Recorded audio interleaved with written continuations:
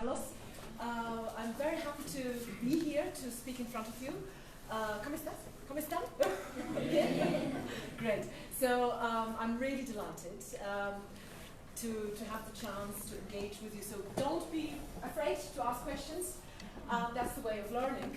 And you see, I'm an anthropologist, and as such, I'm a cosmopolitan person, I would say, as I have done my research and training in many countries, but originally I come from Poland. So from Poland to Germany, France, India, and now I am in Latin America, and I hope to develop more collaborative research on Latin America. As I think that the knowledge about indigenous cultures in India is crucial for a comparison with the knowledge and study of indigenous cultures in Latin America. So today I will talk to you about indigenous Adivasi religions and shamanism in India. My presentation is structured in, let's say, in two parts. The first part, which should approximately take 30 minutes, so please alert me when my 30 minutes are over. The first part is introducing you into the Adivasi cultures. What is this? Because I presume you don't know. You don't need to know anything. Just start with zero. That's the best way. The second part will be an example of my research in a particular region, which gives you the exemplification, the exact, let's say, example, how you can imagine what indigenous religions are. And finally, we will come, hopefully, to a fruitful and lively discussion. So, the Adivasi. The Adivasi is a neologism, so that means it is a new terminology, which comes from the Sanskrit term Adi, the first, and Vasi, the dweller. So it indicates it is a term which was invented by Munda scholars, by Munda students in 1917, so in the beginning of the 20th century, as a way of emancipation. So it is an indigenous term. It has been invented by an indigenous elite, but it is a neologism, so it is a creation, which includes, as you can see,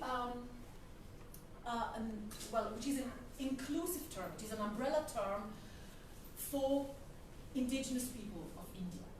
And you can see here, indigenous people of India counter around 100 million people, which is 10% of the Indian population, which is about 1.3 billion people.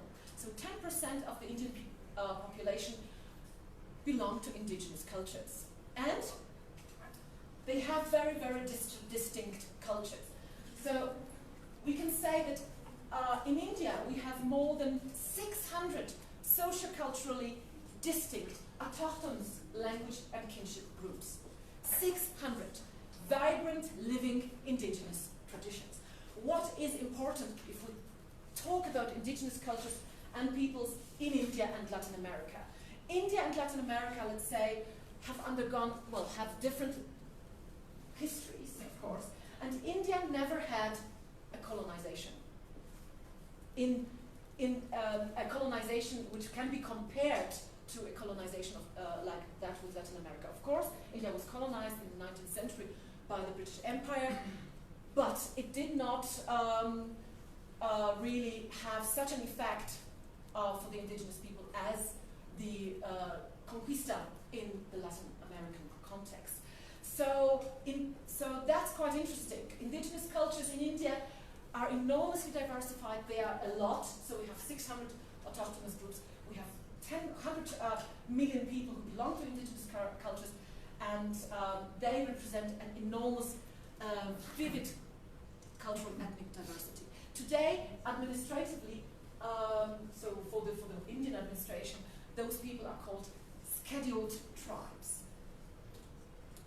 Adivasi satisfy the criteria for indigenous status established by the United Nations. So scheduled tribes is identified by the United Nations as indigenous people, so they classify. And here is a very important definition given by the United Nations for indigenous people, which I find is particularly important for India, but also from many other regions. So those which having a historical continuity with pre-invasion and pre-colonial society that developed on their territories consider themselves distinct from other sectors of the societies now prevailing in those territories or parts of them. They form, at present, non-dominant sectors of societies and are determined to preserve, develop and transmit to future generations their ancestral territories and their ethnic identity and so on. So what is really important, it is societies which represent pre-invasion, pre-colonial, which are different to settler societies. They are different. And they are today, at present, mainly non-dominant. So they're marginalized. So that's something important. When we talk about Indigenous Adivasi of India, we have to acknowledge that India represents today the country with the largest group or the largest number of indigenous people in the world in a country. So if we deal with indigenous peoples or indigenous cultures, India has to be on the map because India has an enormous diversity and the largest numerological, let's say, characteristic. India has thus the largest indigenous population in the world. However, that is rarely known and also often neglected in academia. But since several years, this is changing. There are three terms which are used for indigenous people or tribal people. It is Adivasi, indigenous, tribal in a different context. In central India, for example, so here, central India, Adivasi is used and refers to a shared experience of the loss of forest and land. And that refers indeed here to the British colonization in India in the 19th century, where forests were cut for the construction of the railway, which today, until today, is one of the greatest biggest railway systems in the world, so the Indian Railway. That was, well, the forests were cut for this, and until today, I will talk a bit later, of course, the environmental problems are accelerating with globalization. So Adivasi really refers to the experience of loss in central India, loss of land and loss of forest. And it is crucial for the political struggle of people of central India. So it is a political term. So Adivasi is an activist term in central India, okay? That's very important, and it refers to the discrimination, the marginalization of indigenous people in this part of the world, which relates to this strong memory of loss.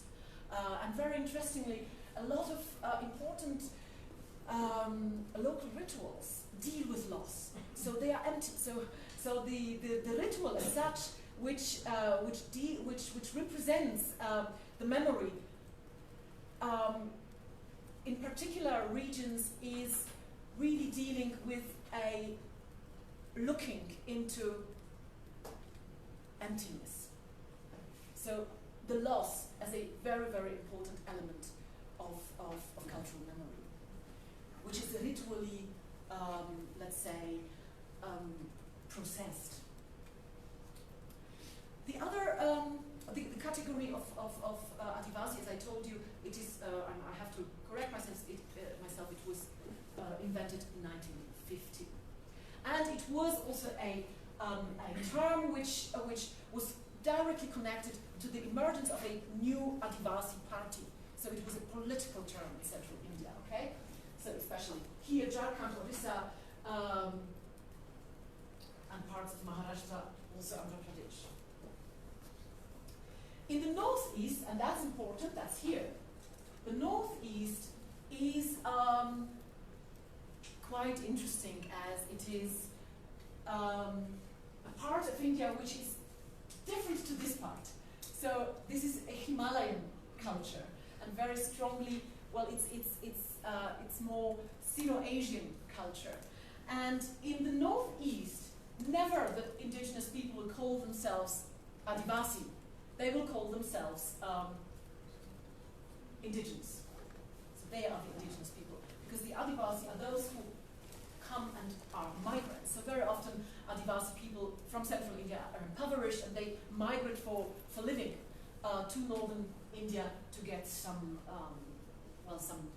low-skilled jobs. So for the northeast, indigenous people, Adivasi are migrants. That's very, very important. For the south, so here, we have a lot of indigenous groups here in the south too. In the south, the Dravidian groups call themselves tribal. They want to be called tribal. So already you see, we have also a certain issue with the terminology. So indigenous, tribal, Adivasi, and scheduled tribes. Okay. You see, what is perhaps something which you already recognize and notice here? The role, the importance, the value of difference. The value of difference. So all those different groups want to be different, and they are different. So there are political movements which in a certain way create a unity, like the Adivasi, or the regional alliance, like indigenous people. But generally, it is indigenous cultures in India, as elsewhere in the world, value the difference. Okay, so they don't particularly want to be like the others. Okay, so that's quite important. And one, you see, that's perhaps an interesting comparison. What Gandhi, who knows Gandhi? Great, okay, I don't need, great. Mahatma Gandhi, the great reformer and spiritual leader and founding father of India, was a revolutionary who empowered the so-called untouchables of India, whom he called Harijan, the children of God. And he was able to unify all the different castes of the untouchable groups in India. But this kind of unification of a particular marginalized sector of society never happened politically in India for indigenous people. Why? Because exactly, indigenous people don't want to be unified. They want to remain different. And this is why there are many conflicts. So difference also integrates conflictual situations. So let us all be happy and together. That's a certain a certain worldview which does not always apply to very small scale societies, indigenous societies.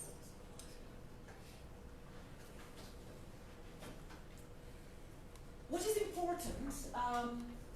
The indigenous people do not recognize, and that's different to the Indian worldview, the Indian caste system. They do not recognize the hierarchical caste system.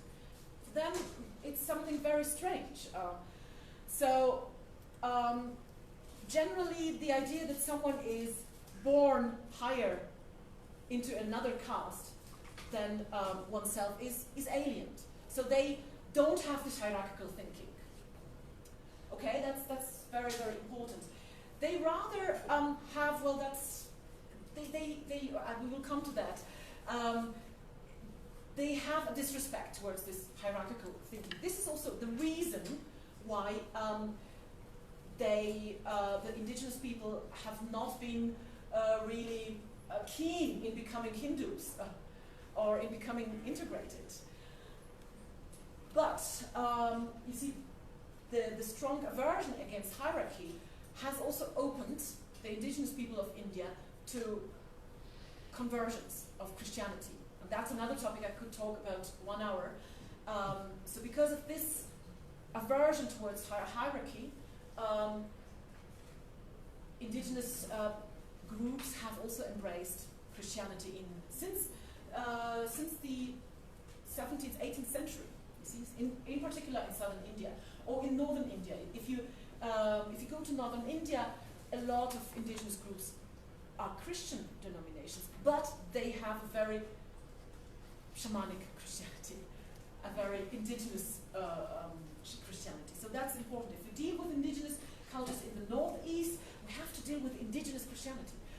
That's very, very interesting. So, but what we can say, what are indigenous religions, given the diversity of those 600 groups, you see? So, in academia, we always try to explain. Explanations always include reductions and simplifications, abstractions. So I cannot present the diversity of the 600 fantastic ethnic specificities, cultural specificities. This is why I would like to give you an overall, let's say, structural generalization, what really the characteristics of indigenous religions in India are. So the characteristic is a fluidity of the system. So it's not a fixed system, it's a fluid system. It's a dynamic system, very important. That dynamic system which is changing. So the change as such is a systemic element. Another point, it is permanently negotiated. So indigenous religions are orally based. So the text fixes. This is right and this is wrong. The negotiation is dynamic. It's not right or wrong. It is changing. Okay, so the negotiation as such is very important, and that's a sign of a strong value of orality. So orality as value, as an enormously important cultural element. There is also another interesting phenomenon, the absence of central authority. So that means that there is a rivalry very often. There is no central, spiritual, or political authority. There are many authorities. That also means that there is not one truth, but many interpretations. So fluidity, the lack of central authority, and the central, crucial, let's say, structure of kinship. So if we speak of indigenous religions, these are kinship-based religions. So it's clan structure, it's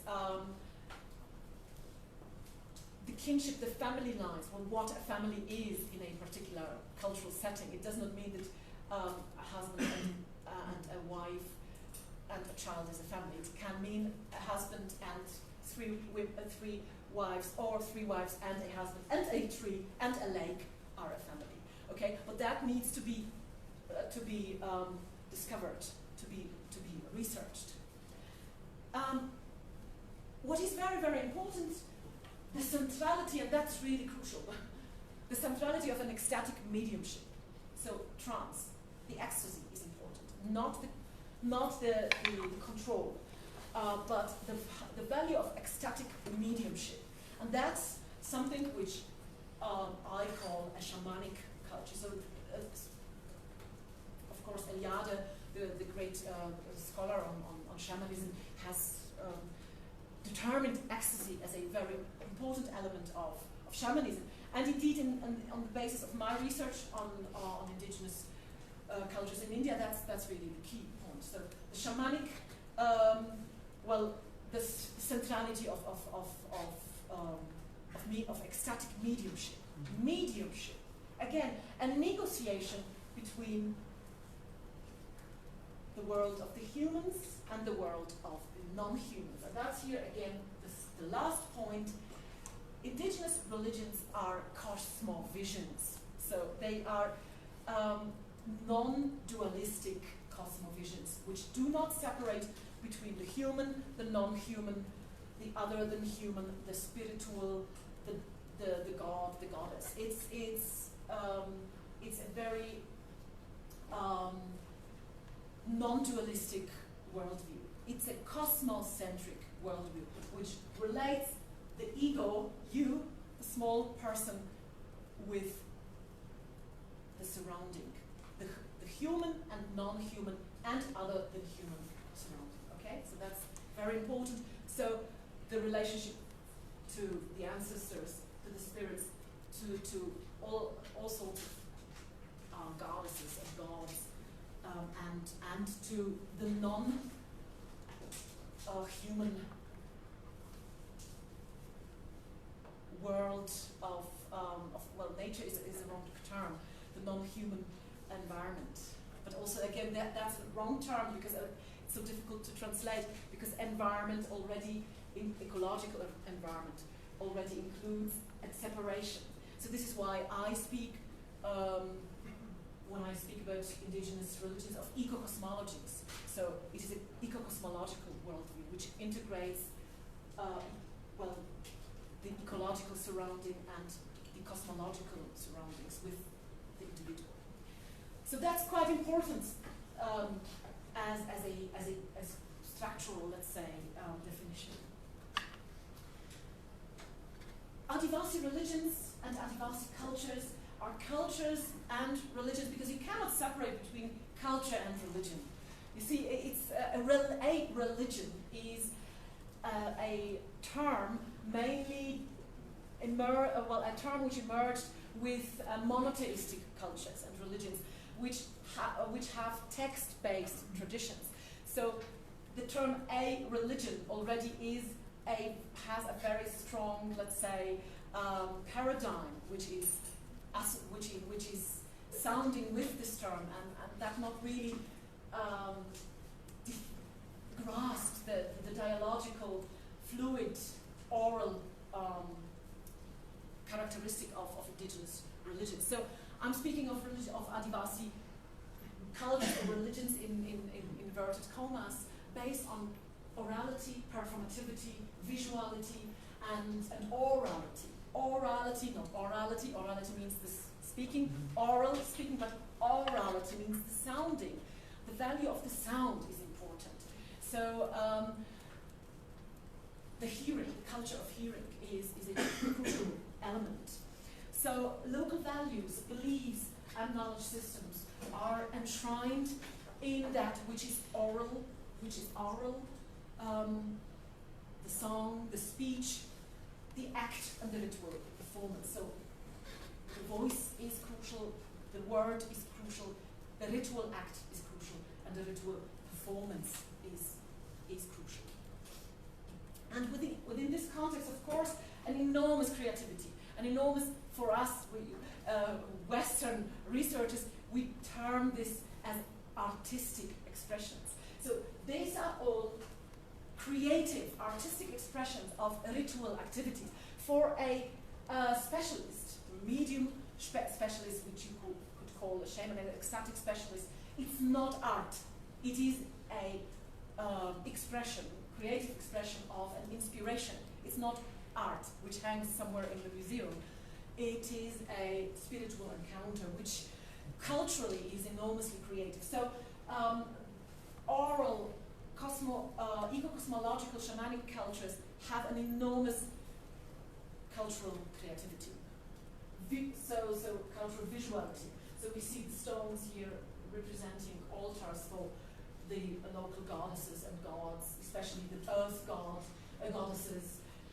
Here the small elephants represent the possessing local goddesses who like to drive on a elephant. So that's what those local goddesses like. Or the decorations, or for us decorations of the mud huts, which in fact are mythological narratives, and as well as here the Latour paintings, wall paintings, as ancestral stories, which only emerged during shamanic trance rituals. So it's we see here really the integration of fantastic artistic traditions, visual and also performative traditions.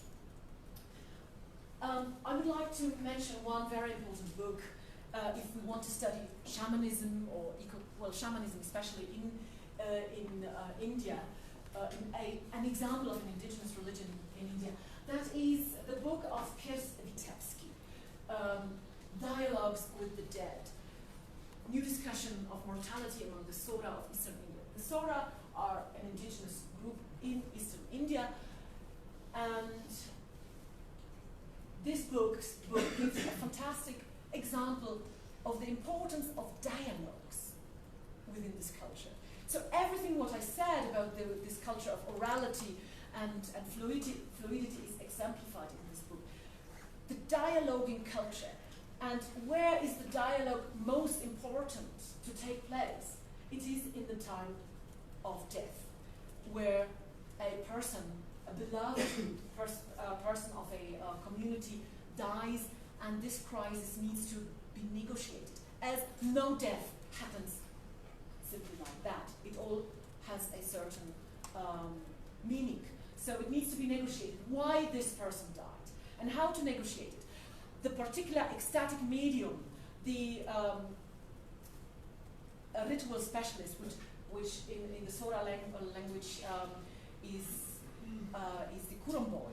So that's the term for the shaman, for the mediator, will in trance,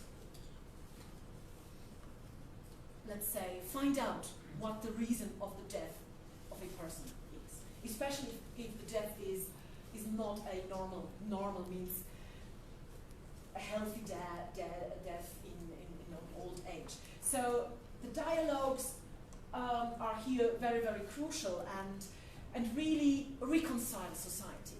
So it's a reconciliatory practice, cultural practice, which is enormously important for all Adivasi, indigenous tribal cultures in India.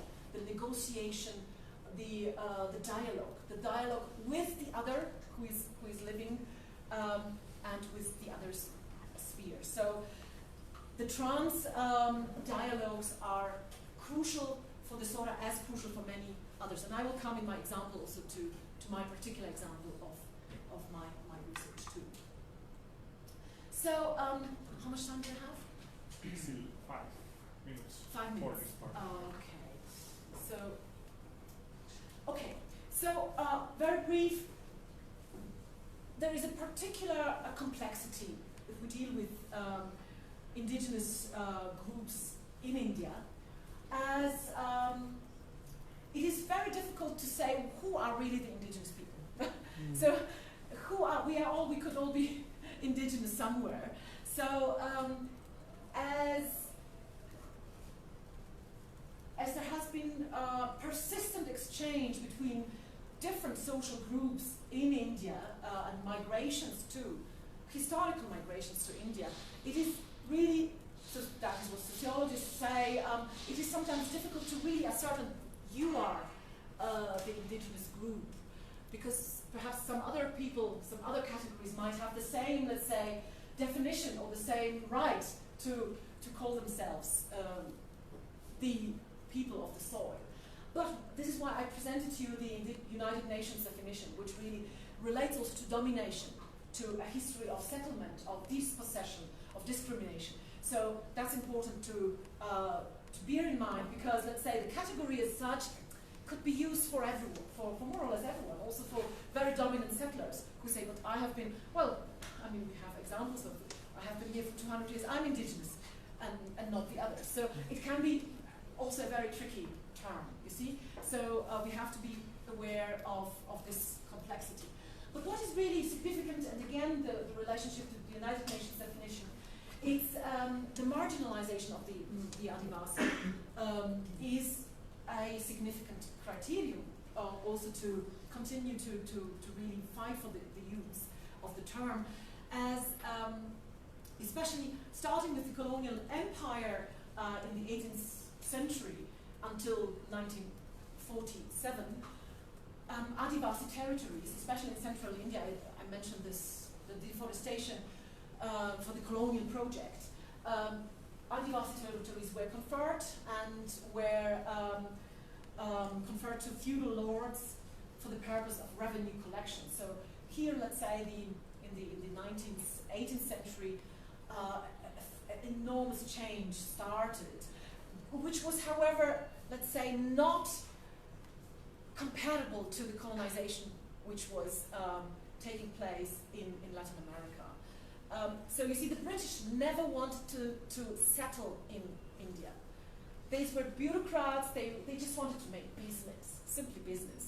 So they were happy that they were happy not to engage too much in let's say in all sorts of settlement visions. So they wanted always to go back, and many of them went back. Many also died and stayed there.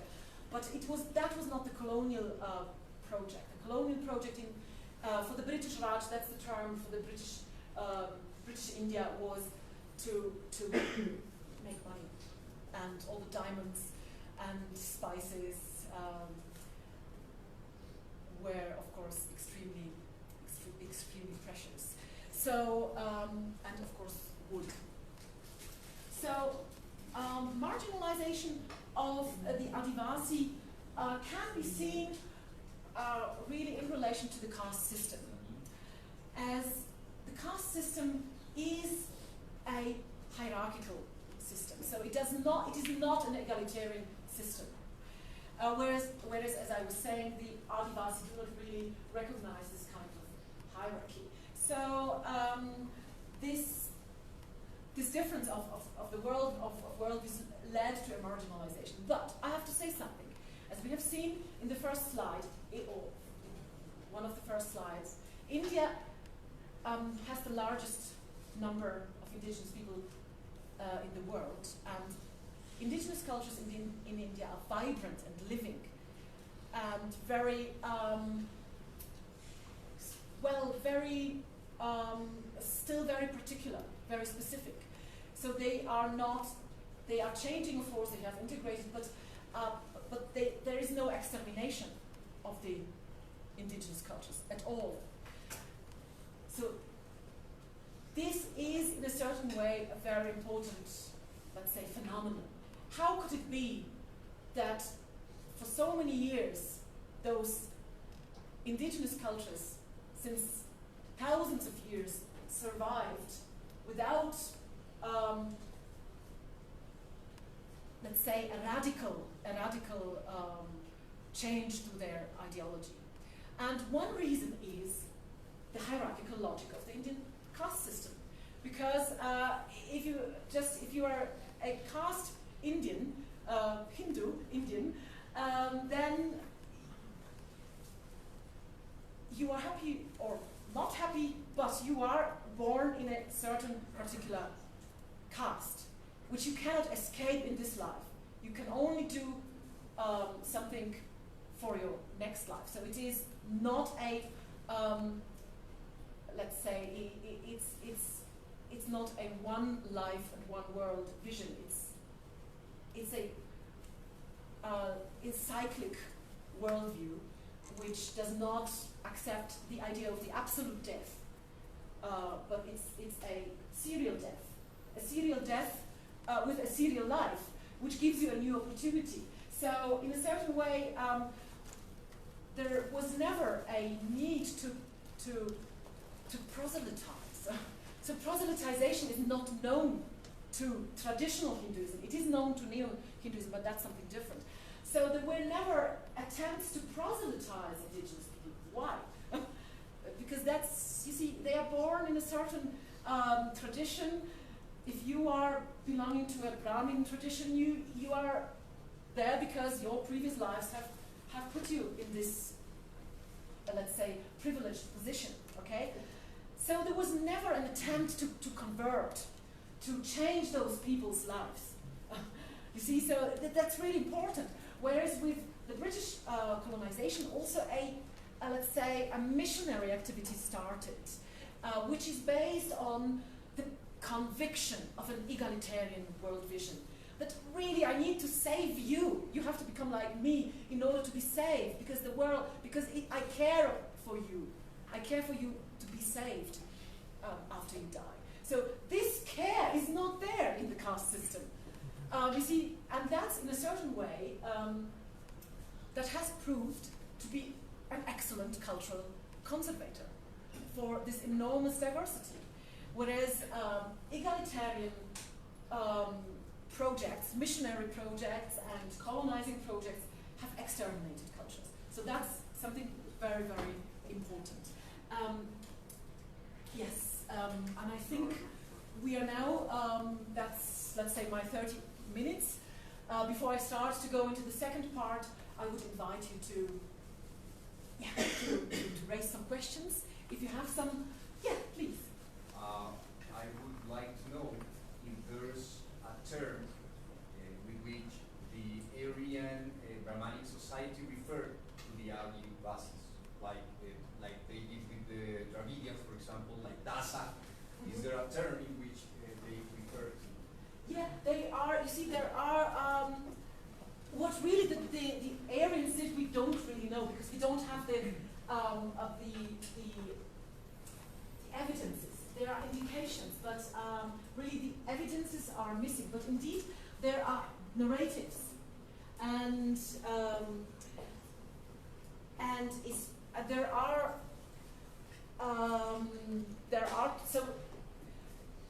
are terms which relate to the Adi. Okay, so this term Adi is there. So it's not complete. It's a Sanskrit term. So and interestingly, in the Andaman Islands, where a diversity of very, very particular groups are living, the Adis also live. So there are certain, let's say the Adi term is already the indication. Okay, yeah.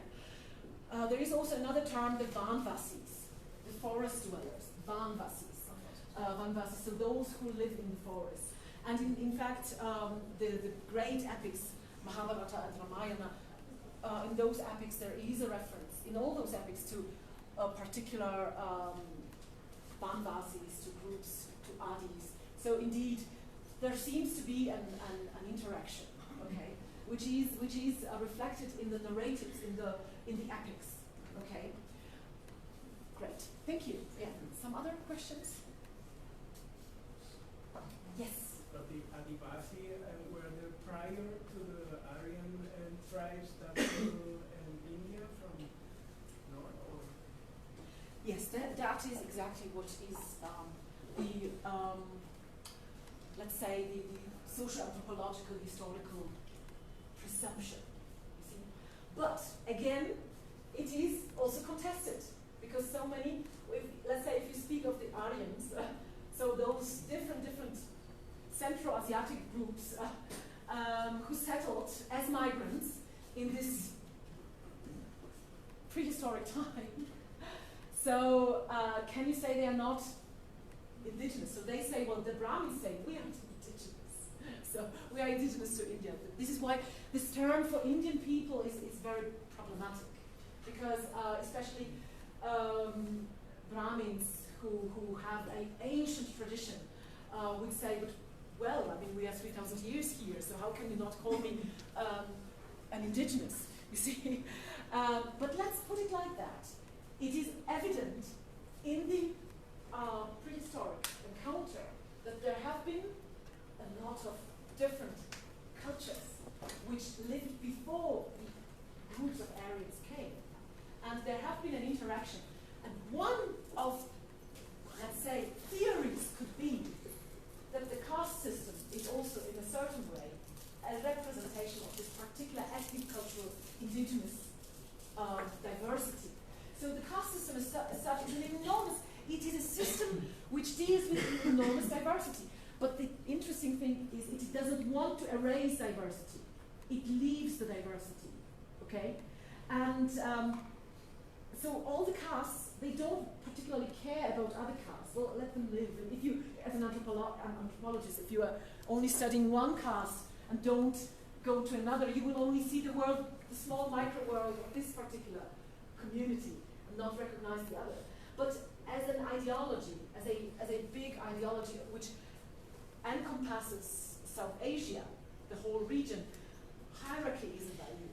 Hierarchy as such is a value, and that's a caste system. So we see also that probably the particularity of the indigenous people have been integrated into this hierarchical caste vision. And the Hinduism as such has also a cosmovision.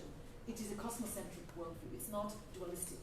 So it has a strong connection to to the non-human context. Human, non-human, and other than human. Well, that's the anthropological term for the diverse categories within non-dualistic ontologies.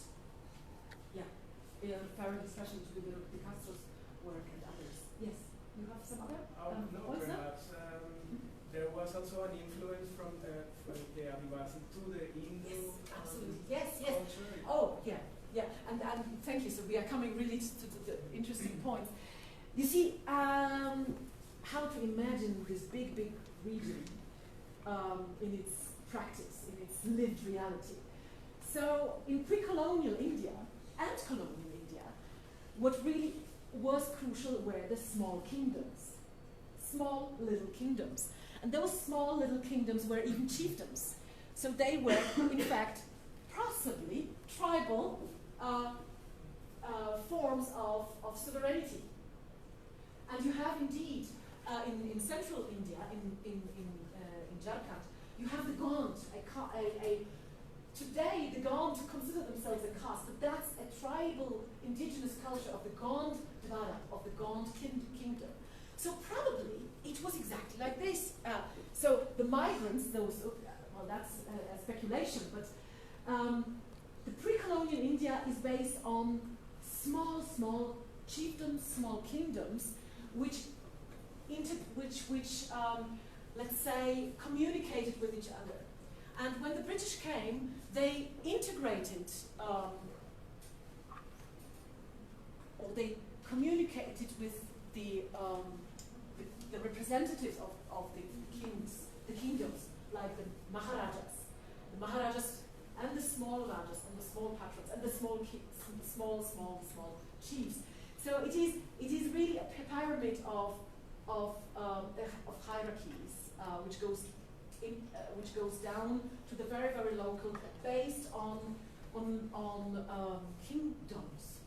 Okay, and in the pre-colonial and then colonial kingdoms which remained, so the British did not conquer the kingdoms; they corrupted them only. And in those kingdoms, indigenous peoples always had a very important role. They were the knowledgeable people they were the knowledgeable, let's say, specialists who deal with forest, who deal with important animals like elephants. So the elephants were the weapons of the pre-colonial army. So how to tame an elephant? You have to have a knowledge to tame an elephant. How to deal with tigers. So that the specialists of the forests were the indigenous people. And no kingdom, big or small, no chiefdom, could afford not to deal with indigenous people, with the forest dwellers. Because they always offered, let's say, the knowledge and the skills to deal with forest products, wood, and especially also, the taming of wild animals, especially elephants. Okay.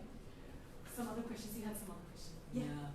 In your research, what have you found out about the relationship between Adivasis, or indigenous tribes, and the Gypsy culture? Because they say that Gypsies originally came from India, from Rajasthan, but it was probably the indigenous people of Rajasthan. Okay, very, very interesting question. The Gypsies of India are the Vaganis of Rajasthan, or there are many other terms also. These are nomadic groups. So I was speaking, so indigenous people who live in India, who would classify as Adivasi, were not necessarily all nomadic. They had their lands, they had an some had, some not. So yes, there are nomadic cultures, and they are rather as the anthropologists will call them, the hunter-gatherer. So indigenous cultures have different categories in themselves. So they're hunter-gatherer who rely on the products of the forest, but they're also, let's say, agriculturalists who have who have agricultures, particular agricultures. So especially the Adivasis are all farmers. They have agricultures. So, so the Bagris, for example, are particular nomadic groups. There are many others. So yes, the nomadic people will also, or the hunter-gatherer, would also classify to this big umbrella term, Adivasi indigenous people. But as far as I am aware, it is a very particular group which migrated, which represents today one, let's say, characteristic of the gypsies. There is another Central European, as far as I am aware, but that's also a very, very interesting topic. And in the research center, Marginalized and Endangered Worldviews, which I and a colleague of mine, Dr. James Capallo, let's say, opened in UCC, where Professor Carlos was associated as visiting professor. We deal with all sorts of those diverse groups. But yes, they would classify us as indigenous people in India. Yeah, remarkably, yeah. Seeing the previous question, Yeah. I started thinking about if language, if there is like a linguistic category to classify Adivasis, like non-Aryan language speakers or something like that. You see, as something, the idea of monolinguism is a very Western idea. So all those indigenous groups speak many languages. 2 languages is just ridiculous, it's nothing. They mainly speak, well, they speak 5 to 6, they are polyglot, so they speak 5 to 6 languages. So to really exclusively focus only on one language is sometimes problematic. So for example, the indigenous, and I come to my example, the indigenous people with which I was working in Orissa speak Desia, which is a particular local language which includes Oriya, but also which is an Aryan language, but which also includes Dravidian terms. So it is sometimes not so easy to classify. And again, because of the enormously inclusive nature of coexistence, linguistic and social-cultural coexistence in India. And this is something really fantastic in India. India as a laboratory of diversity, how diversity works and how it can be preserved, but how it works together, so that people are not killing each other because the one group thinks it's the highest group. So that's really something very, very, very interesting. Yeah. Yes, please. You mentioned just briefly about the separation in Bihar and Jharkhand. Yes. In the state of Jharkhand, you said that the Adivasis played a role there. Mm-hmm. Can you elaborate a little bit on what happened and possibly that? Yeah. That's very, very significant. Yes. Okay, here. I was living in India when that happened, but I was not really concerned about what's going on. Yeah. So, as you see, well, the nation India is a creation. It is a post-colonial creation as such, so the nation state. States as such, the smaller regional states are also political creations of the post-colonial, let's say, era. So India is a post-colonial nation. That means that until today, the regions are negotiated. So and I have it, I think, in another slide, in a slightly later slide,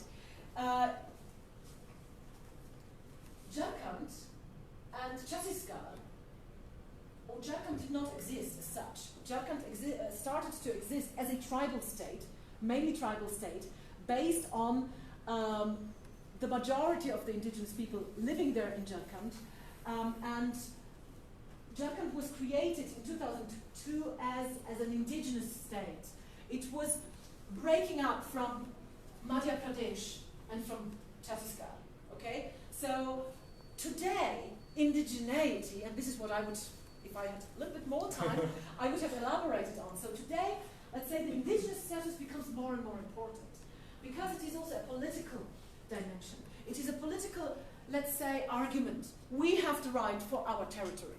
So it is it becomes a territorial argument and an identity, cultural argument.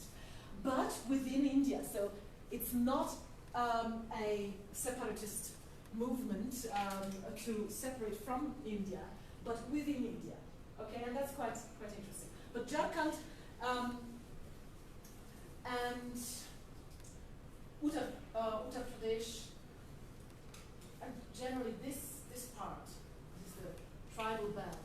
Well, these are, let's say, the regions where India has its highest number of indigenous groups, which today become more and more verbal, more and more demanding for emancipation, for representation in education, in museums, in cultural representation. So today the indigenous identity, indigeneity as it is called, becomes a very, very important, let's say, element in politics, in cultural dynamics, in educational dynamics. So we have one of the oldest and first indigenous universities which emerged in India. It is here in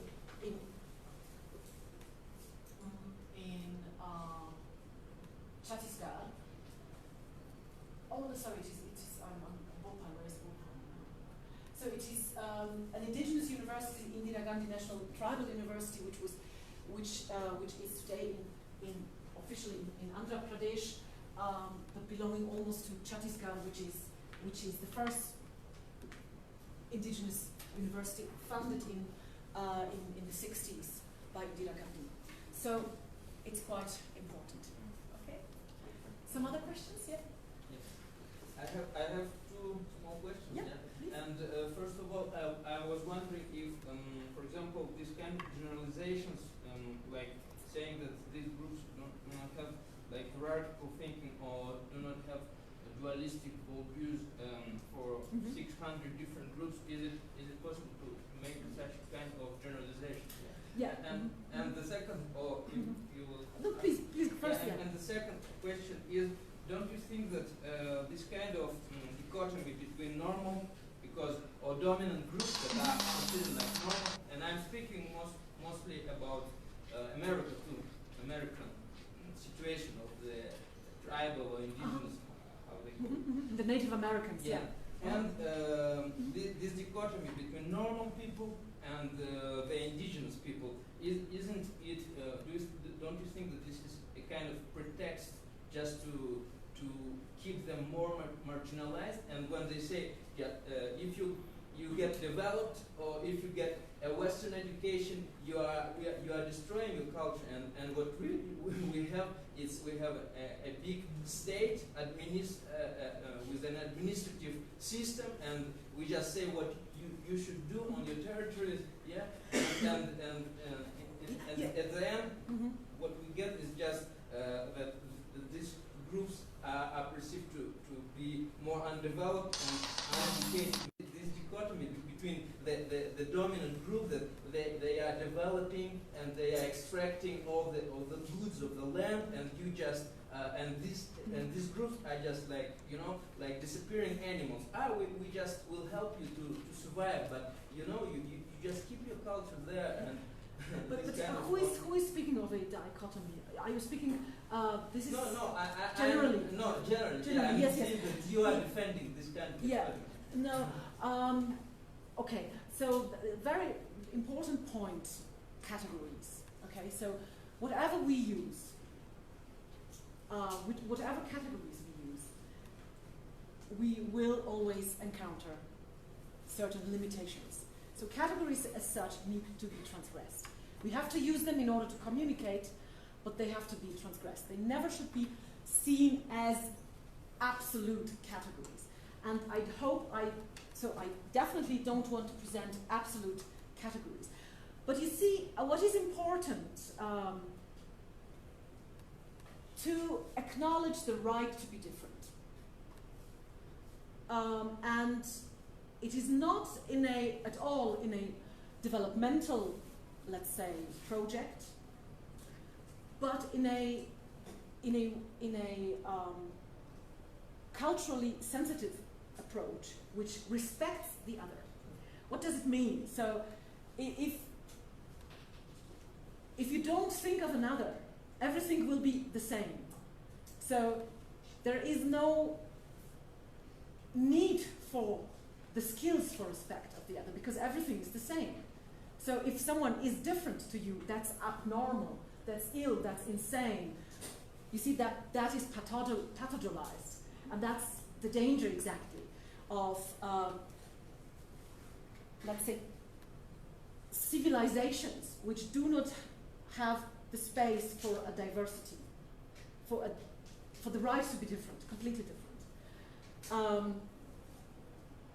And of course, the developmental argument of Western civilization is exactly based on this presumption that we all are equal, and we all have to get the same education and the same right to be the same, to buy Coca-Cola, you see, and to be happy with it. So that's exactly the particular project of a particular ideology, which is a dominating ideology.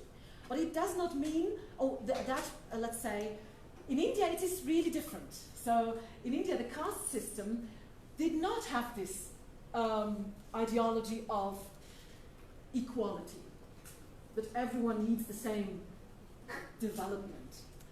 But it was good and right that people were different. So you see, of course, India is a complex, has a complex history and also a complex post-colonial political history. So we have to acknowledge the limitations of explanations. But that's what language is about. That's what transmission of certain ideas is about. And we have to have the capacity to transgress it. So and that's absolutely my let's say, sensitization, which I would like to give you. Always use categories in a very careful way. So they are important because they are words which need to be spoken in order to have a dialogue. If we don't speak, we don't have a dialogue. But it can be negotiated. It is not an absolute truth. Okay? So what you are referring to is very important. How can we know? How can we say about those generalizations if there is such a diversity? Exactly. How can we say? We only can say anything if we do ethnography, if we go to the field. And given, let's say, the amount of ethnographic evidence, of course, we can say they are certain complexes, like the Gaunt complex in central India, which was based on a kingship, on a tribal kingship model, which had a local hierarchy. But generally, I'm speaking generally of examples or ethnographic evidences, let's say the idea that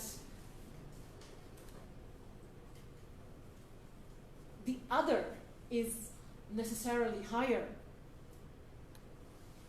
is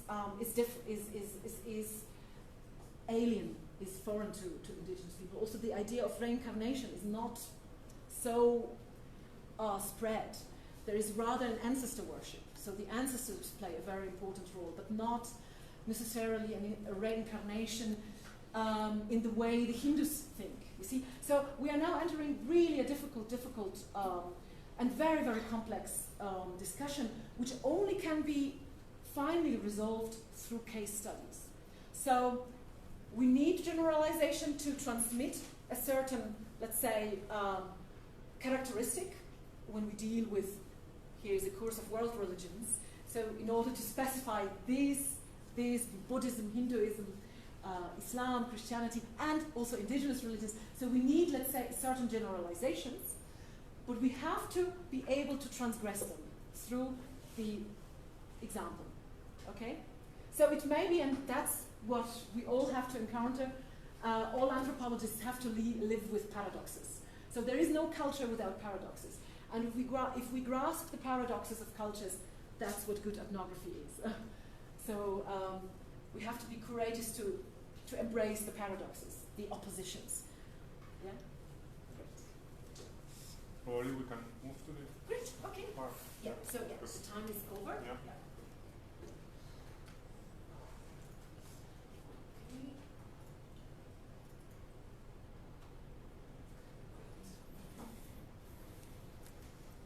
So, now I'm coming to my second example from Koraput, and Koraput is a district in Orissa. We see here Orissa in the east of India, and Koraput is a southwestern district of Orissa as such, which is characterized by a high number of high profile of indigenous, tribal or Adivasi population. So Koraput is a tribal sub-region of Orissa. And in this example, I would like to present you some results of my fieldwork, which I have done in Koraput among traditional Orona and Mali communities, which are indigenous Adivasi cultures in this region, which can be summarized as a shamanic or a tradition of shamanism with a very, very dialogical profile. So, where the ecstatic negotiations with the other world are crucial for the Rona, Mali, or the whole Desia, this is called the Desia complex, the tribal complex of Koraput.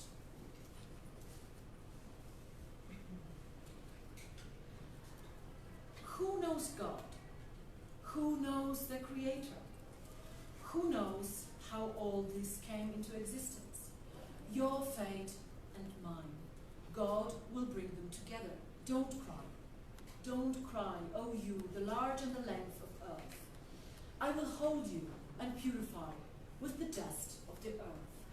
That is a poem created during an ecstatic dialogue between a gurumai, a local mediator, a female ecstatic medium, a shaman, you could call,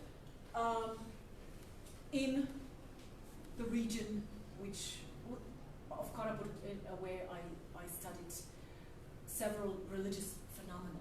So ecstatic dialogues with the divine create an enormous wealth on all culture, an enormous wealth of epics, inspiratory epics. So those poetries have no pre-structure. They are mainly created during an ecstatic trance, during a ritual performance, which I will just present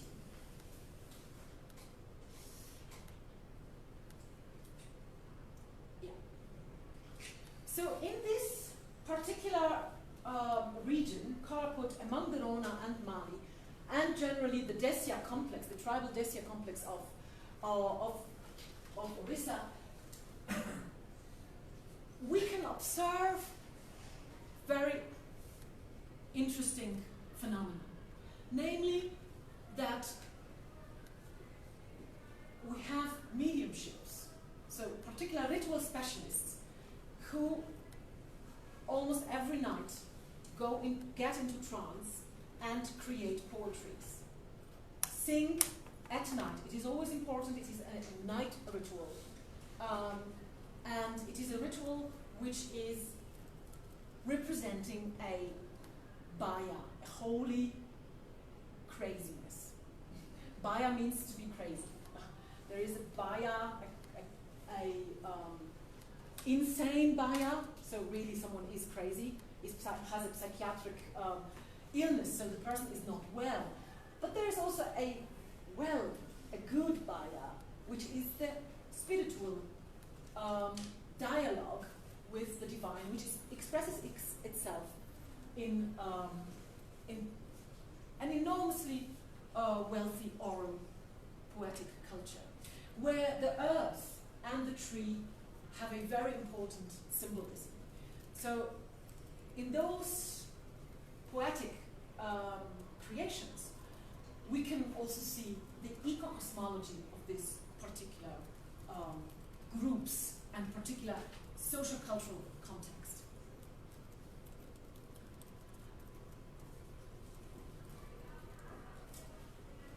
I was quite, my task for my research was to study also conversion.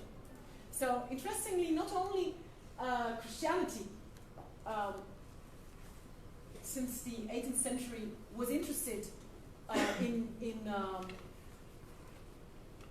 let's say, converting the other to the self, but very recently also neo-Hindu groups. Well, that's the neo-Hindu change. Neo-Hinduist or ascetic groups like Buddhist, Jaina groups who go into the jungle or into areas where other people live who have other ideas.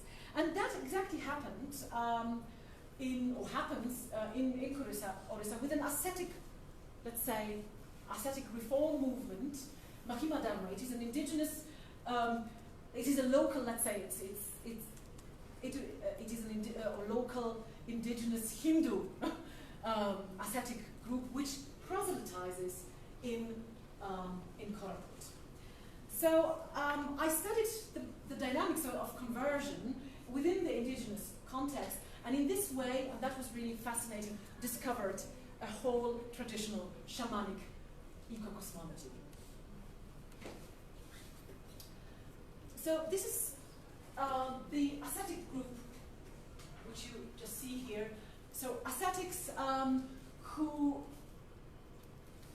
refer to the Hindu ideal of asceticism, who only wander around and preach, wander around without a house, without an abode, but who roam in their latest stage of life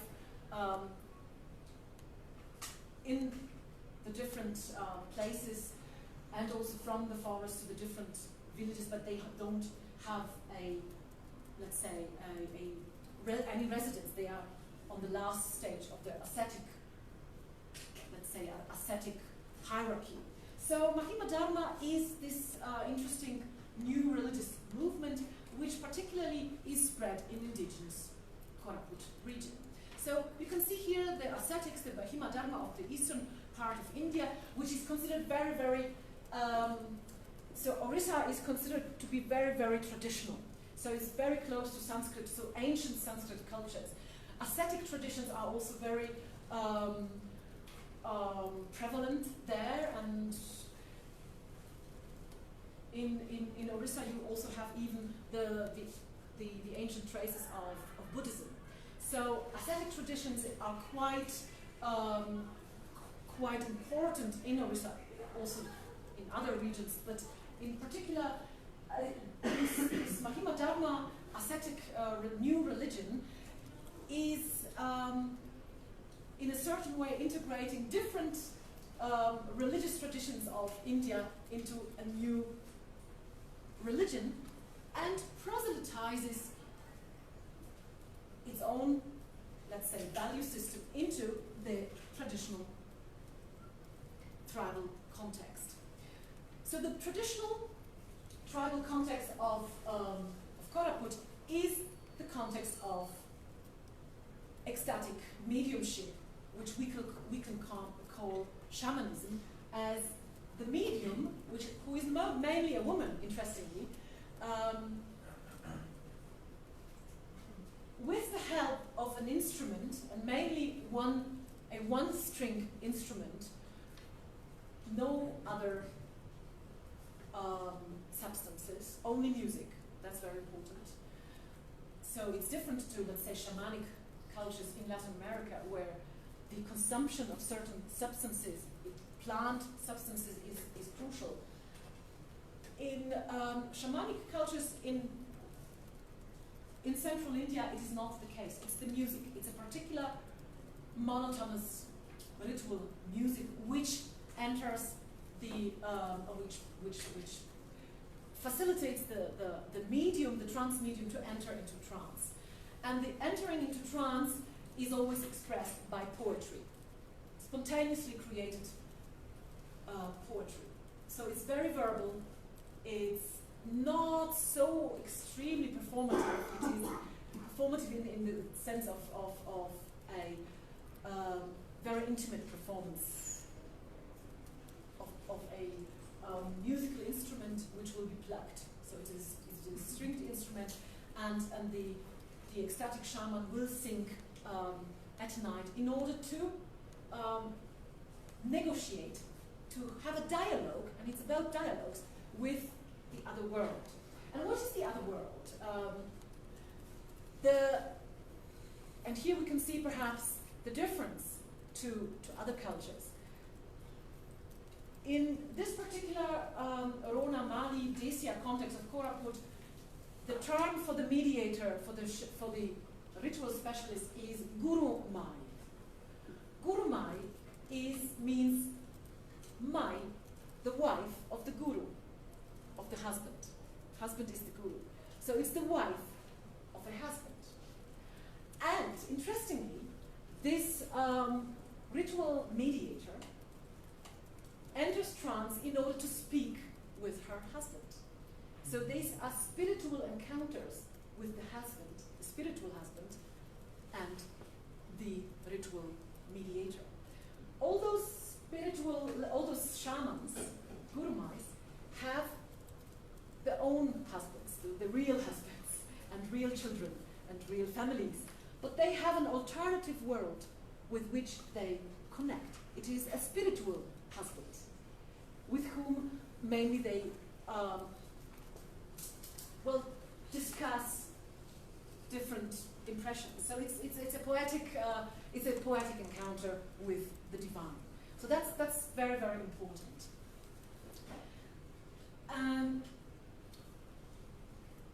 You can see here the, let's say, male profile of the new ascetic movement. So all ascetics dressed in only this, in Gerua colored, very simple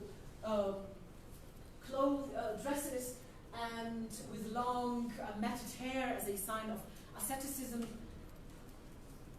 organized within an order like in Buddhism. And those ascetics who go and preach the Mahima Dharma, the great Dharma, the great rule, encounter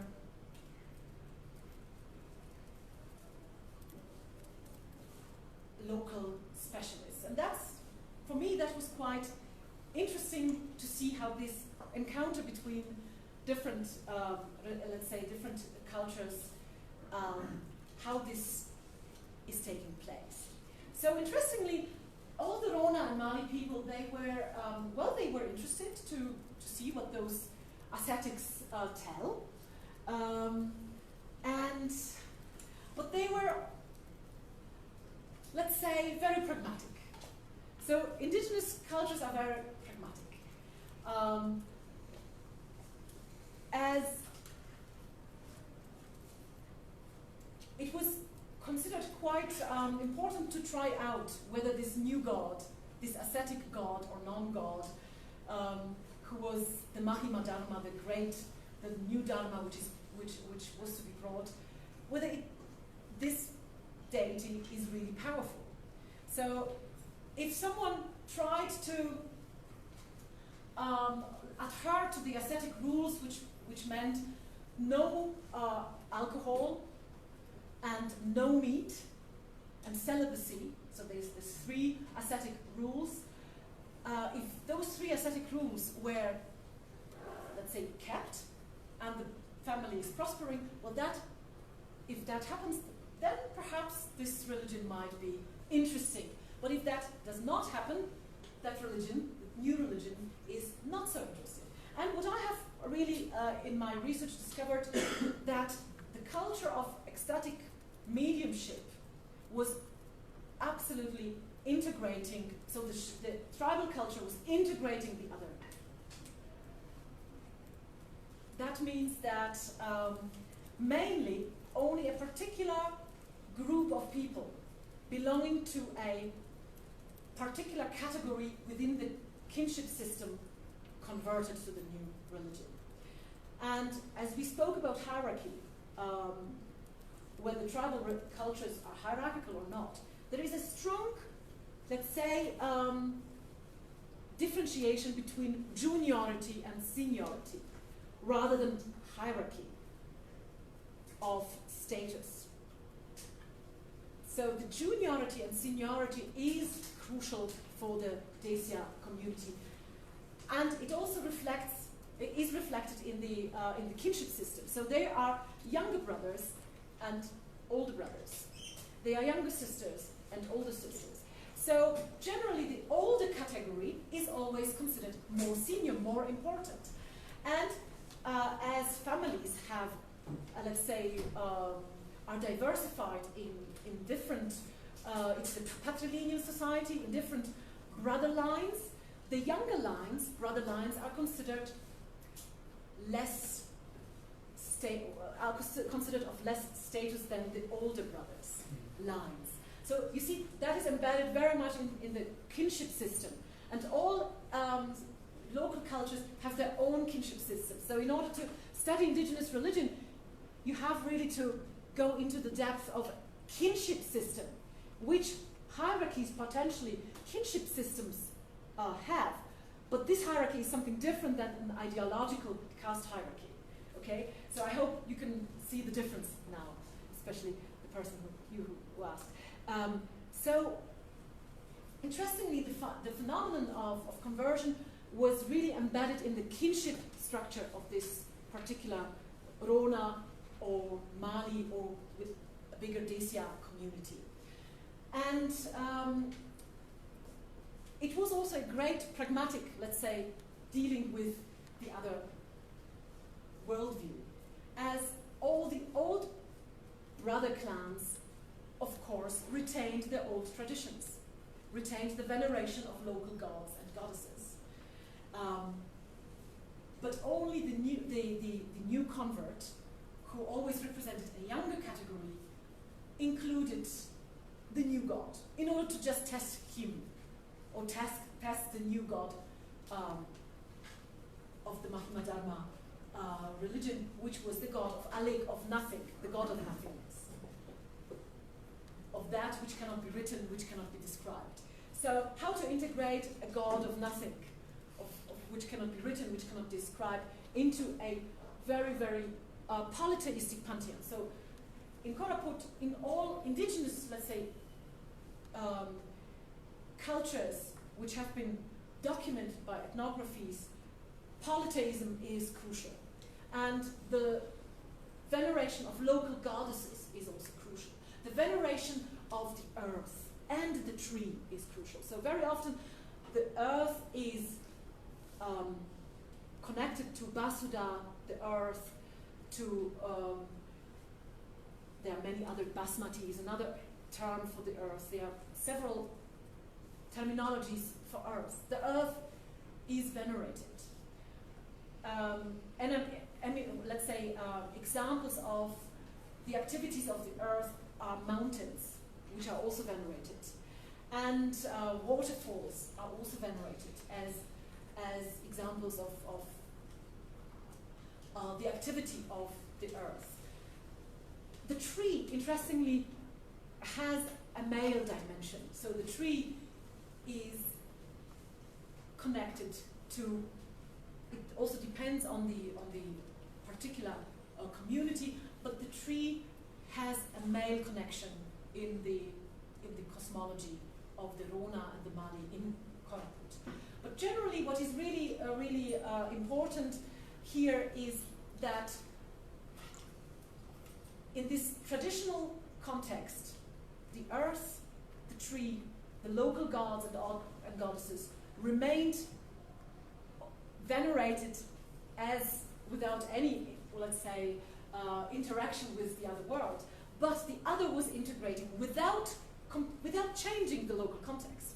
So the only change which was visible was that a particular low status kinship group suddenly acquired a particular special status of a particular new religion, but nothing structurally changed. So the shamanic culture remained completely based on ecstatic song mediumship between a gurumai, a ecstatic medium, and the divine sphere. So that is something which really is important. Can I see how much time we have? We have 15 minutes. 15 is great. Till the end, so to one. Oh, so we don't have so much time Yeah. for the discussion. Yeah. Yeah. So perhaps, okay, that's good. So we can perhaps see some examples. So this is a gurumai, a female shaman who is entering a trance just out of inspiration. It's not a trance induced, in particular induced here by any substances. And even not, in this case, even not induced by the music. But generally, that is the more common picture. So a mediator between the world of the living and between the world of the non-living is using a particular instrument. So instruments in indigenous India have very, very important symbolic elements, symbolic, let's say, characteristics. They are very personal. They belong to the medium, and they enable the medium to get into trance.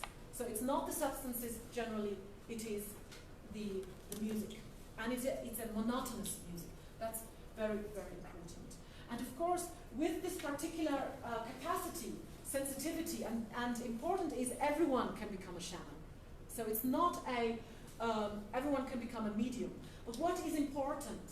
What is the characteristic? And so I'm skipping all the importance is suffering. So if someone himself or herself has suffered a lot in life, that is the important necessity to become a mediator between this world of the living and the world of the non-human living, of the eco-cosmological ontology. Okay, so that's very, very important. So if someone converts, and that's now very, very important, and perhaps I have it here in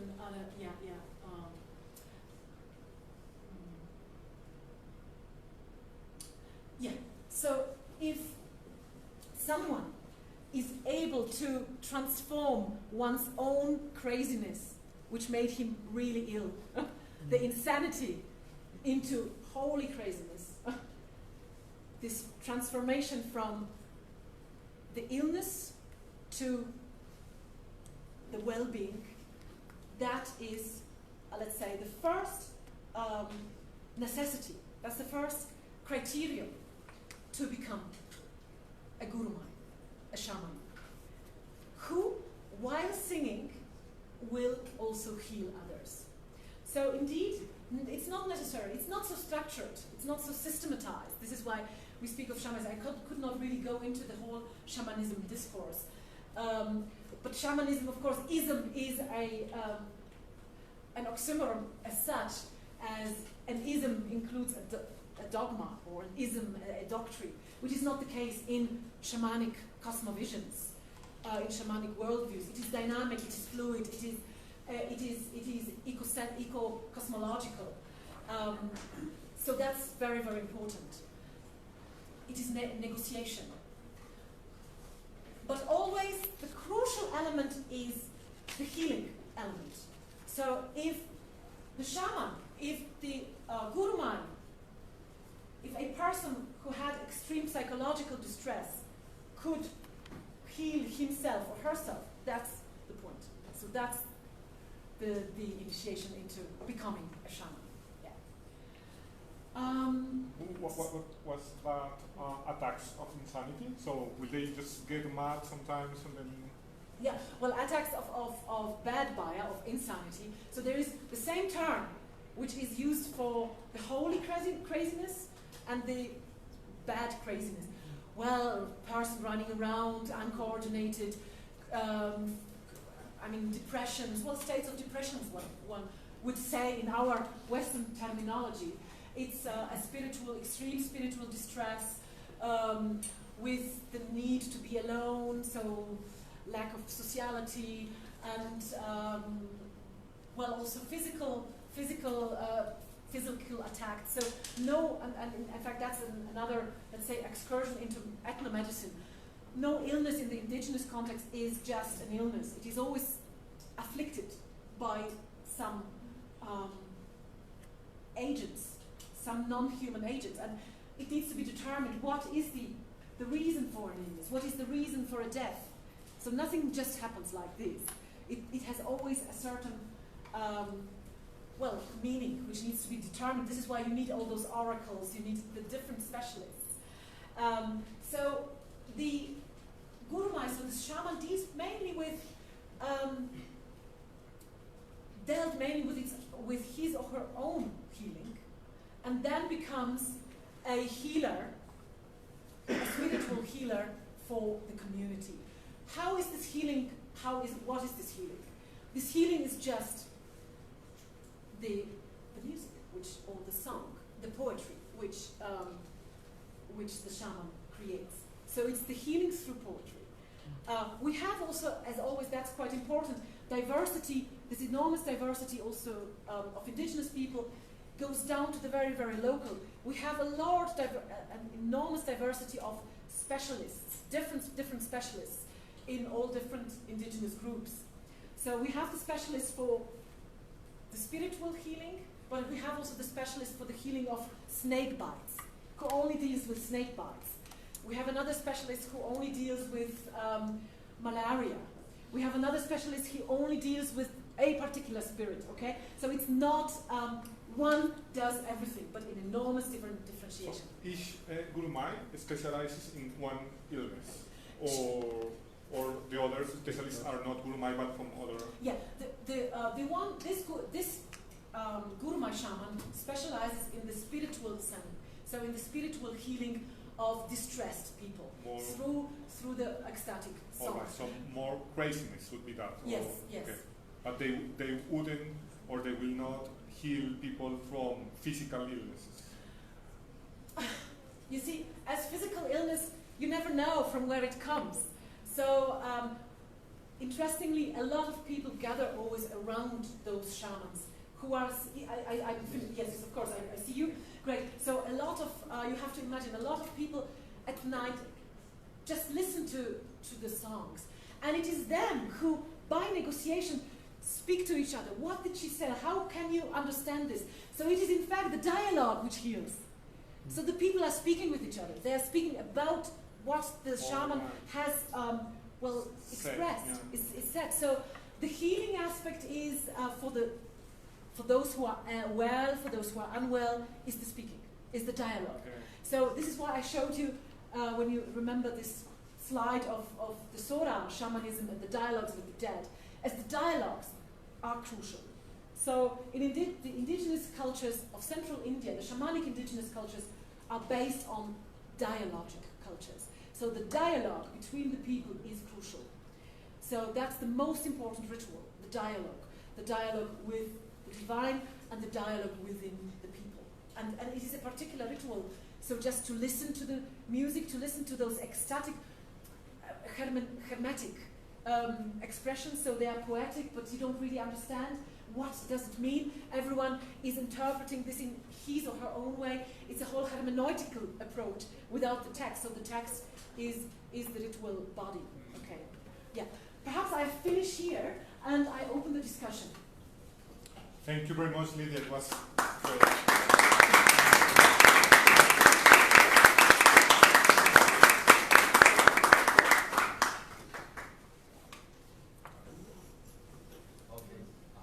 But first, you, yes. Yes, I would like to ask if your special skill as a guru has to do with the kind of insanity you have. For example, you have malaria, your own, you are able to heal yourself from it. So you become like a malaria healer. Does it have to do with that, or how can the Guru Mai discover his special or her special skill? Good. That's a very good question. First of all, illness in, let's say, Western societies, in dualistic Western societies, is considered a burden, a tragedy, let's say, would you like this, a tragedy. Whether in this culture, the illness is sent as a sign. It's not a tragedy. It's a challenge, which the particular person has to take on, and it has to use it as a chance to develop its own particular capacities, spiritual capacities. So that's very important. So it's very personal. So it's not dogmatized that oh my gosh, Guru Mai has only to deal with this and this. It really is personal. So if this Guru Mai has a particular affinity to a particular plant, to which there is a whole ethnomedical knowledge which a lot of the specialists share, but it really is a very, very personal choice. So it may be that this Guru Mai, after she healed herself from her own, let's say, illness, whatever it was, as all illnesses are crises, they are all attacks on your well-being. So either you crash or you don't. And then what you do with this new personality. So the illness is the initiation, let's put it like that. And it's the serious illness. It's not just a cough. It's the serious illness which is bringing you on the brink of the death. So it's the death, it's the life-threatening illness. So perhaps I should mention this. And this is why we can talk about shamanism in this sense, where the tree is a very important element of the connection between the worlds. The cosmovision is tripartite, and the idea is also to travel to another world with, in the context of the Guru Mai, she is encountering with her, well, she as a Guru Mai, a spiritual wife of another spiritual husband, is traveling to her husband to speak with the husband. And then she comes back, and during the trance, I was perhaps I'm showing you this here. Yeah, you see here, this man sitting always beside her. So during the trance, this old lady can lose completely control and can also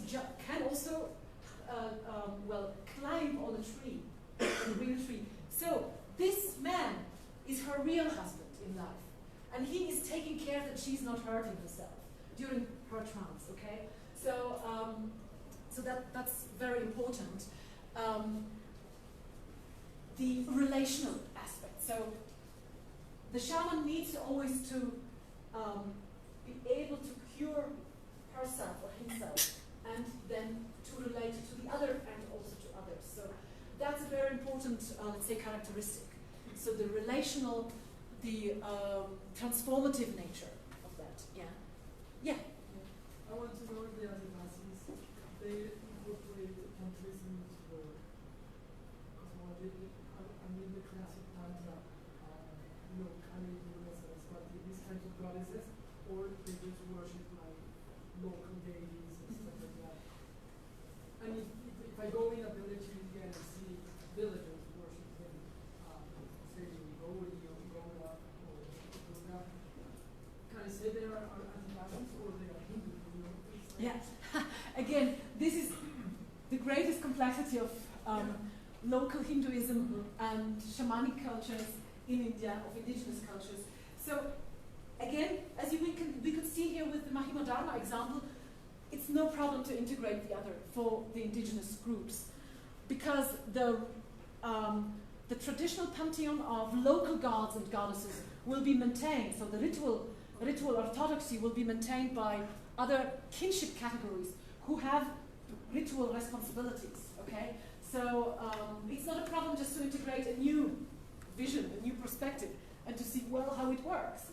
So in this way, all indigenous cultures, except for the Andaman, perhaps the Adi and the Andaman islands, except for very, very limited number of isolated people, the connection with Hinduism always persisted, with the Hindu pantheon. And this is also something which sometimes creates a misunderstanding. Indigenous cultures are different from Hindu cultures, but they are not integrating Hindu cultures into their own cosmologies. So they are relating, they are in relation to other different Hindu groups. And why not? They are pragmatic. They can also they are also worshipping all those gods from the other regions. The Saraswati, the goddess of education. They are worshipping also others. And you see, the people deal with the society. So they are, if they are relating to the other, then they also include the other's gods. But that does not mean that the particular specific cultural context, which is specified in the kinship system, in the language, in the kinship system, in the ritual, let's say, centrality of shamanic rituals, which are not valued as such in Brahmanic Hinduism, for example. So you have possession rituals in the local Indian context, but this kind of, let's say, shamanic ecstatic rituals is not practiced by Brahmins, at least. You see. But you have, of course, a lot of different phenomena. It's very complex. Yeah. But the most important thing is the people themselves. They call themselves, we are the Gond, we are the Kond, we are the Mali. They don't say, we are Hindu. And their socio-cultural, let's say, structure is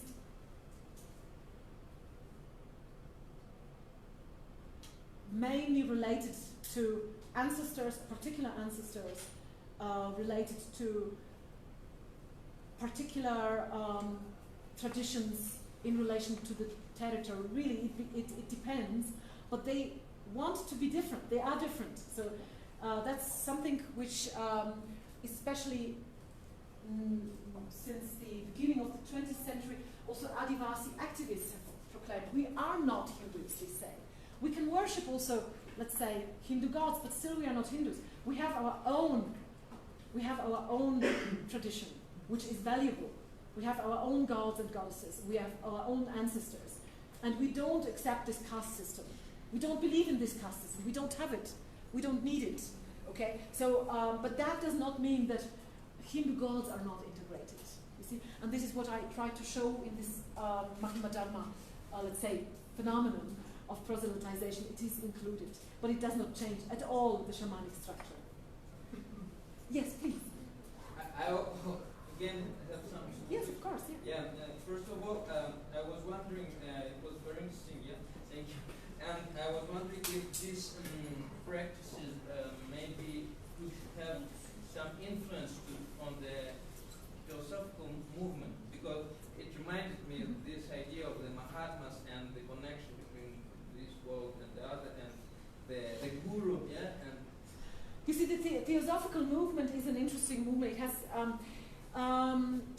well, the theosophy is a particular Western creation which started in the beginning of the 20th century, which really used India as the example for the real religion.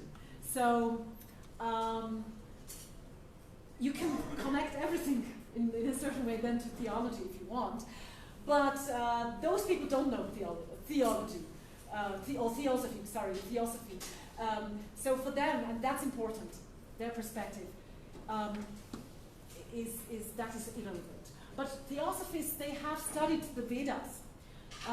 They have studied the Indian, let's say, ancient traditions, where all those interactions which you see today lived were also experienced in ancient time, probably.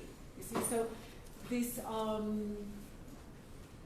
experience of sacred holiness or craziness in rituals, ecstatic songs, the importance of the sound, the importance of the word. Well, that's written in the Vedas. You see, so the Vedas as such, and this is or the Hinduism, traditional Hinduism, is as such more indigenous or more tribal than it pretends to be now in a new neo-Hindu form. So the traditional Hinduism, which has no ism because it is not structured, it has no Bible, it has no books, particular crucial books for everyone. It's not a monotheistic culture and religion. So the Hindu traditions really celebrate the enormous diversity, and within the Hindu ancient traditions, the role of the sound, the role of this meditative, this trance-like state plays a very important role. Yeah, so we could say, we can see, and this is some researchers now say, we can say the real Hinduism, the real, let's say, profile of the ancient Vedic cultures, we can see them in indigenous religions today. So that's something which is discussed, but it's difficult to prove. But it is a discussion. You see, one can say, well, those ecstatic shamanic cultures have more to do with the ancient values of the traditional Hinduism than what is presented today in neo-Hinduism. And of course. It was about, do they have some difference, like in other shamanic cultures, between black and white shamanism, like those engaging with the positive world of the higher world and the underworld of the like demons or some spirit, bad spirits, yeah, or negative spirits, yeah. And the other small one is that it was very interesting for me to know that, as I understood, yeah, that they don't have like an official interpreter of those poetry or what is said, because in other cultures, like in Tibetan oracles, oracles, and in ancient Chinese shamanism, there was always an interpreter of what the shaman is saying in this ecstatic. Yeah, that's really, and this is why it is so, it's without a central authority. You see, you cannot say, you know what the holy word is. It's not accepted. Sometimes I encountered my own, let's say, limitation. I said, please explain me, what does it mean? Where are those gods and goddesses in the pantheon? And then those shamans would say, okay, John, who knows? Who knows this really? I also don't know. So there is a certain humility in the context, in the context of this sacred knowledge. So it's a mysterium, yeah. But the difference between black and white? Oh, sorry, yeah. Well, I mean, colors generally are important, so white, black, and... But I mean, the black is just like a concept of the powers of... Like good shamans and bad shamans or something.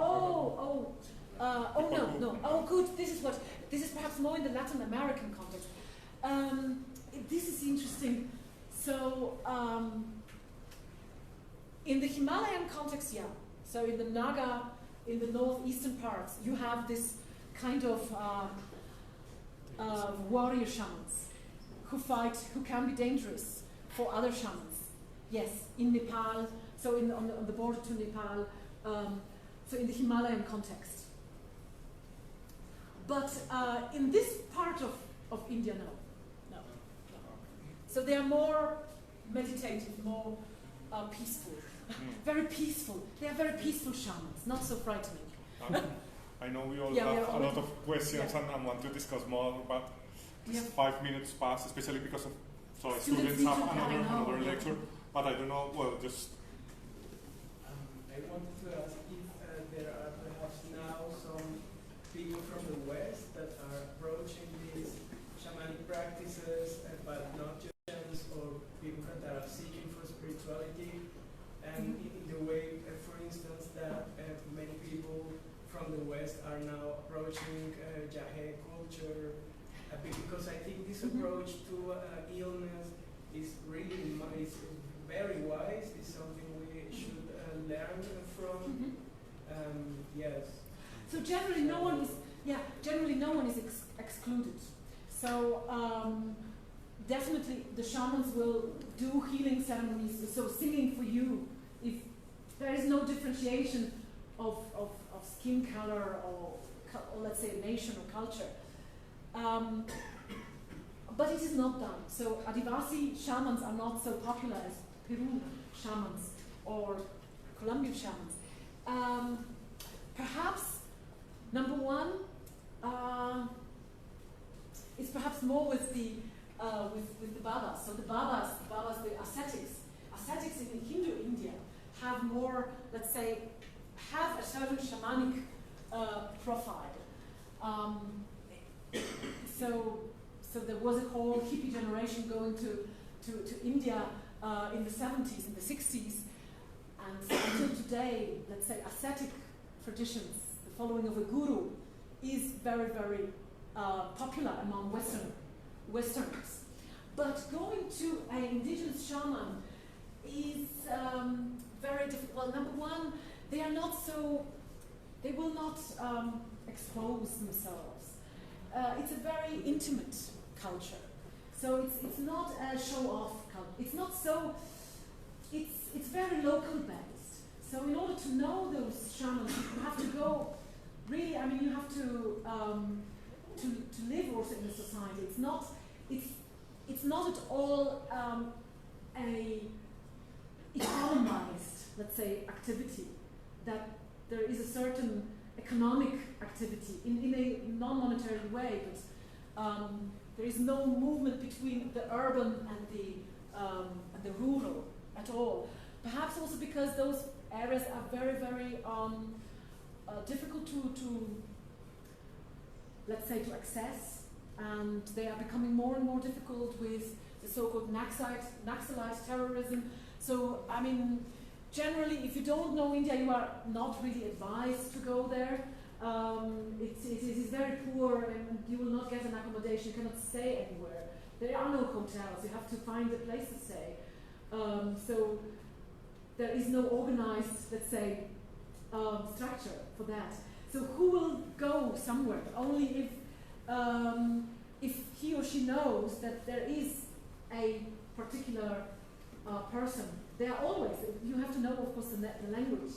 But they are not all called Gurumai. They have different languages. But first you have to get there. You have to be accepted. They will not, you cannot just expect that you will find accommodation from where you get your food. You are just there, out there in a village. And who are you? What do you want to do here? We have our world. What do you want? You have to explain yourself. I want. People will ask you, why do you come here? So you have to stay for a certain time. It's let's say maybe it will happen, but maybe, but I don't really. So it's really completely untouched by this kind of shamanic enterprise, which is seen in Latin America. So these are really local rituals for local people. I mean, if you happen to be there, it's fine, but it will not be, it's not for money. You see, they will never take money. Never. They only take, you can give a donation of fruits, of some fruits. Yeah. Okay, Lidia, thank you very much again. It was wonderful. It's a shame that we don't have more time.